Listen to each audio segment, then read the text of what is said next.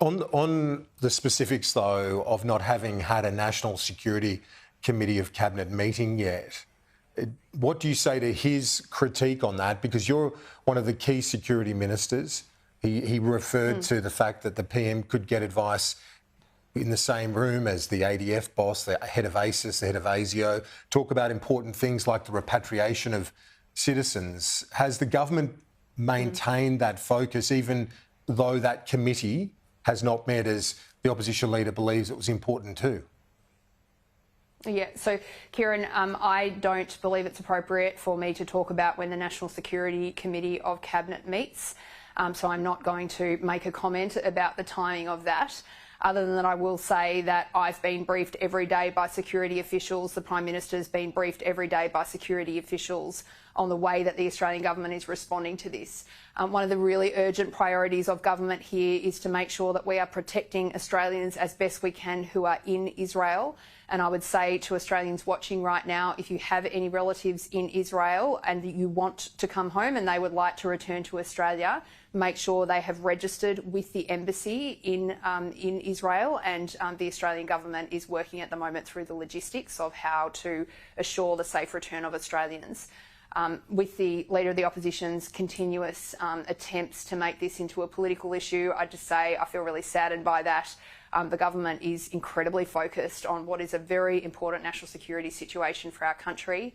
If I can just mention one more thing, Kieran, we engaged the National Coordination Mechanism of the Australian Government today to coordinate and integrate the work that is occurring across government, which is quite tremendous, the amount of effort that is being required here, because, as I said, an incident like this requires all of government to work together properly. The National Coordination Mechanism has not been triggered for an event like this before. It was something that we started during COVID. I triggered that response during Optus and during Medibank, excuse me, and the first meeting of that organisation was held this afternoon. It brings together all the parts of government that are responsible here, but also goes down the layers of government because, of course, state police are integrally important. The social cohesion question is a really important one for me, and that's something that sits across all levels of government. Indeed, and I do want to drill into that because it's very interesting at this moment of uncertainty internationally, but here as well. Before we do get into that social cohesion question and how that mechanism that you've triggered will help provide some oversight on that, there's one other thing that Mr Dutton mentioned that I should get your reaction to, and that is about those rallies. He asked the question, are Border Force there? Are they looking at the individuals participating? Are they visa holders, citizens, or should they be deported? Is that something your department is undertaking? Can I say about the rallies, Kieran, I feel very upset by some of what I've seen in the last 48 hours, and I've been surprised by it, honestly. What we have here is brutal violence against complete innocents, men, women, children. Young children who have been harmed physically, who are going to live a life now without their parents. And for what? Innocent people, completely innocent people being killed by terrorists.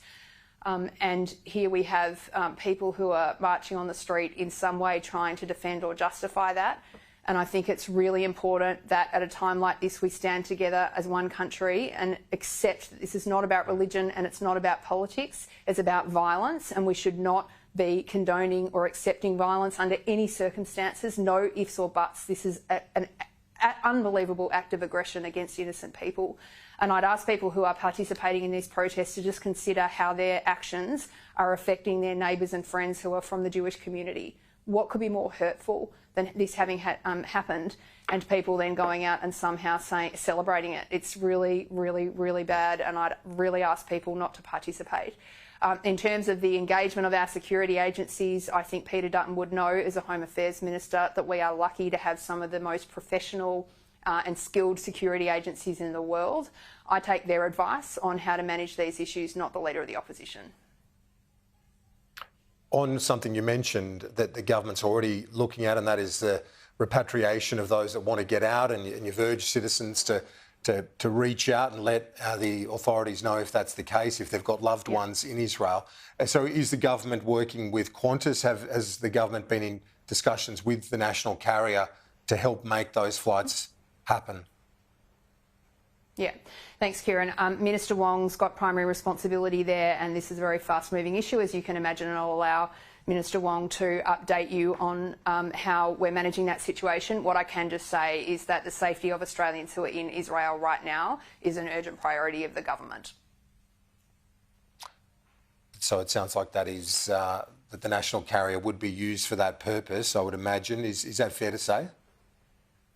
Oh, Kieran, I'm just going to let Minister Wong answer that question if you don't mind. I've got enough in the Home Affairs portfolio to talk to you about, and I'd like Minister Wong to share the most recent information with you, which she'll do, yeah. Let's get to the social cohesion and the sort of broader ramifications here. Incidents where members of the Jewish community have been harassed. Certainly we've seen evidence of it, alleged harassment in Sydney, and then reports out of Melbourne as well, a car of people saying they wanted to commit crimes against Jews. This is obviously a big worry. Are the local and the state-based police forces handling this appropriately in your view? Look, Kieran, I think so, but I do think this is a fast-moving issue, and the social cohesion aspects of this are actually going to be really important for us moving forward. And that's one reason why I would just say the language of aggression and conflict that we're hearing a little bit in the public discussion isn't always going to be very helpful in thinking about how we're going to recover from what's been a really difficult few days for our Jewish Australian brothers and sisters. There are real concerns that people in the Jewish community hold about the safety of their children and the safety of their homes and the safety of their synagogues. And when you understand the experience of what this has been like for the last couple of days for our Jewish Australian community, I think you can understand why they are feeling those concerns. So there is a lot of work happening at different levels of government to try to make sure that we can better manage this situation. I'm meeting with Jewish community leaders and Jewish Australian security experts tomorrow morning with Mark Dreyfus to talk to them about how the Commonwealth can support in a longer run sense. The state police are obviously very actively involved. The reason that we've triggered the National Coordination Mechanism is to address issues exactly like this one, Kieran, where we see that there are multiple levels of Australian government involved, and within levels of government there are often multiple departments involved. It is really important that when we confront a very difficult and tense and violent incident like this, we do so as one country. We are a beautiful multicultural country in Australia, and the reason that this has been such a successful multicultural country is because we think carefully about how our actions affect others, and we do not tolerate racism or anti-Semitism of any kind, and that's how we'll be working to resolve the current issues.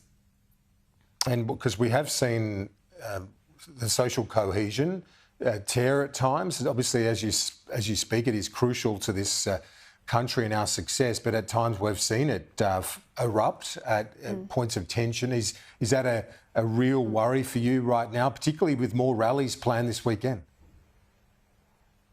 Look, Kieran, I don't want to speculate about things that haven't happened yet. All I would say is that social cohesion is an integral part of why Australia is such a beautiful and peaceful country. We've all got our part to play in simmering and helping to calm down the situation as it is today. I'd say again, with regard to the protests, please think about how your attendance at these events affects Jewish Australians who are living through an unbelievable tragedy for them and for their homeland in Israel. It is unspeakable, the violence that's been committed against their country, this unwanted and unwarranted attack of terrorism, and attendance at a protest which could be in any way interpreted as justifying that is just not on, and I'd really ask people not to do it. For the politicians that are involved here, calm language is what's needed, and I hope we'll see more of that in the coming days. And just finally, I know you've got to go, several commitments for you this afternoon, but was it a mistake by the New South Wales Police to allow that rally on Sunday, just at the time when people in the Israeli and the Jewish Australian community wanted to pay their respects, at a time when New South Wales and the country showed solidarity by illuminating the Opera House, and yet Jewish Australians couldn't go to that very place?